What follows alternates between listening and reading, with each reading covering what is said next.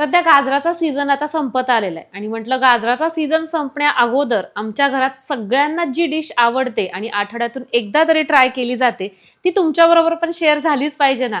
तर त्याच्यामुळेच आजची ही रेसिपी. चला तर मग रेसिपीला सुरुवात करूयात. तर इथं मी हे 3 गाजरं घेतलेले आहेत आणि अगोदरच स्वच्छ धुवून पुसून घेतलेले आहेत. तर याच्यावरची ही साल अशी आपण काढून घेऊयात किंवा हे गाजर सोलून घेऊयात. यानंतर गाजराचा पुढचा आणि मागचा भाग असा आपण कट करून घेतोय.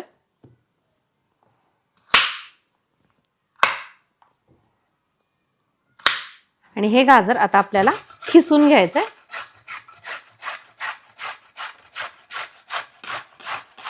तर तिन्ही गाजरं मी अशा पद्धतीनं खिसून घेतलेले. इथं आपण हे 1 लिटर म्हशीचं दूध घेतलेलं आहे.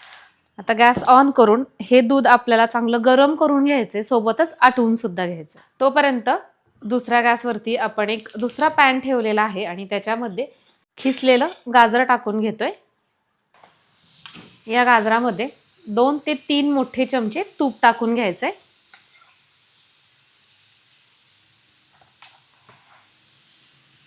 आणि आता हे आपल्याला चांगलं मऊसूद असं करून घ्यायचंय.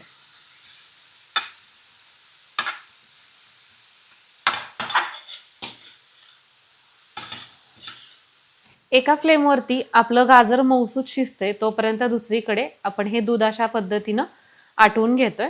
इथं मी म्हशीचं दूध घेतलेलं आहे. याच्याऐवजी तुम्ही गाईचं दूध सुद्धा घेऊ शकता. फक्त एवढंच आहे की गाईचं दूध जर घेतलं तर ते आटवण्यासाठी आपल्याला जास्त वेळ द्यावा लागतो.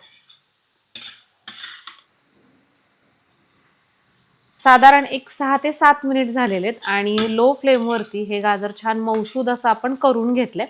आता आपण काय करणार आहोत, याच्यामध्ये खवा टाकायचा आहे. तर इथे मी 4 मोठे चमचे किंवा पाव कप धरून चाललात तरीही चालेल आणि असंही नाही, थोडंफार तुम्ही कमी किंवा जास्त खवा करू शकता. तर हा खवा टाकून घेतलेला आहे आणि खवा तुम्ही बघू शकता. खव्याचं टेक्स्चर हा आपण घरी तयार केलेला खवा आहे बरं का. त्याच्यामुळे मी अगोदर वगैरे काही भाजून घेतलेला नाही आहे. अगदी हा कालच तयार केलेला खवा आहे. त्यामुळे हा अशा पद्धतीचा होममेड खवा कसा तयार करायचा हे पाहायचं असेल तर मला कमेंट बॉक्समध्ये तसं सांगा. त्याची सुद्धा रेसिपी मी लवकरच तुमच्याबरोबर शेअर करेन. खवा टाकल्यानंतर काय भारी दिसतंय ना, हे मस्त असं क्रीमी क्रीमी दिसतंय. हे दूध आपल्याला जेवढं पाहिजे तेवढं आणखीन आटलेलं नाहीये. तर त्याच्यामुळे आणखीन जोपर्यंत हे दूध निम्म होत नाहीये तोपर्यंत आपण याला आटवून घेणार आहे. खवा टाकल्यानंतर एक 3 ते 4 मिनिट आपण हे असंच शिजवून घेतलेले किंवा भाजून घेतलेले. आणि आता मी गॅस बंद करतेय.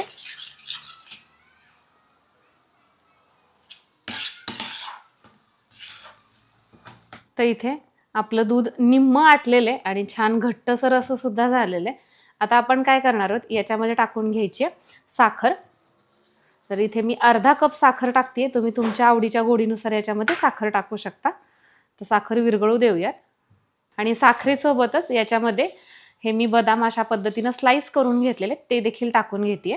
साखर टाकल्यानंतर आहे ना, साखर वितळायला लागली की आपलं दूध आपल्याला थोडंसं पातळ झाल्यासारखं वाटतं. तर त्याच्यामुळे आणखीन 5 मिनिट आपण ते शिजवून घ्यायचंय. म्हणजे ते जे पाणी आहे ते पूर्णपणे ते दुधामध्ये एकत्रित होतं. दूध परत आटायला सुरुवात होते. इथं तुम्ही बघू शकता आपला हा जो हलवा आहे ना बिना साखरेचा, तर तो याच्यामध्ये टाकून घ्यायचा.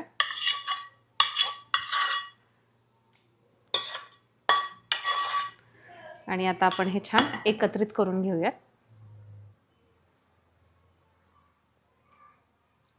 आणि आपलं गाजर जे आहे त्या गाजराच्या रंगामुळे इथं तुम्ही बघू शकता मस्त अप्रतिम असा याला रंग यायला सुरुवात झालेली आहे. याच्यामध्ये वेगळ्या पद्धतीनं आपल्याला रंग टाकण्याची किंवा केसर टाकण्याची सुद्धा आवश्यकता पडत नाही.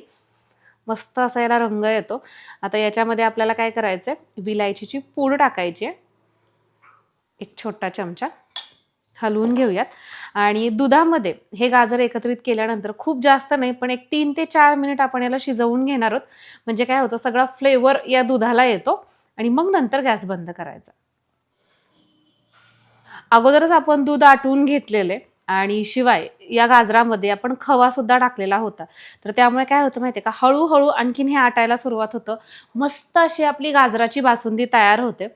याच्या मागची स्टोरी तुम्हाला सांगू का? एके दिवशी काय झालं, म्हणजे मध्यंतरी राधिका गावाला गेलती ना, तर ती यायची होती. त्या दिवशी मी गाजराचा हलवा केला होता आणि अर्थातच पंढरपूरला खूप छान अशी बासुंदी मिळते. तर ती बासुंदी तिच्या पप्पांनी घेतली होती आणि रानासाठी पाठवली होती. तर मग ती बासुंदी घरी आल्यानंतर ह्यांनी काय केलं, गाजराचा हलवा घेतला आणि त्याच्यामध्ये सहज म्हणून असं थोडीशी बासुंदी टाकली. तर त्यांना ते कॉम्बिनेशन खूप जास्त आवडलं. तर मग त्यानंतर काय केलं, एकदा मी अशाच पद्धतीनं, मी आता जी पद्धत तुम्हाला दाखवली आहे त्या पद्धतीने ही गाजराची बासुंदी केली. तेव्हापासनं काय प्रत्येकालाच ही आवडायला लागली आणि आठवड्यातून एकदा तरी आमच्या घरी व्हायला लागली. तर 5 मिनिटांनंतर इथे तुम्ही बघू शकता मस्त छान घट्टसर अशी आपली, तुम्ही याला रबडी म्हणा किंवा बासुंदी म्हणा, गाजराची काहीही चालेल, तर अप्रतिम अशा पद्धतीची झालेली आहे. आता बरेचसे पदार्थ आपण म्हणतो की गरमागरम एन्जॉय करायचे, पण हा पदार्थ गरमागरम नाही बरं का. आता काय करायचं, रूम टेम्परेचरवरती आल्यानंतर फ्रीजमध्ये ठेवायची आणि मग नंतर छान मस्त थंडगार अशी ही सर्व करायची.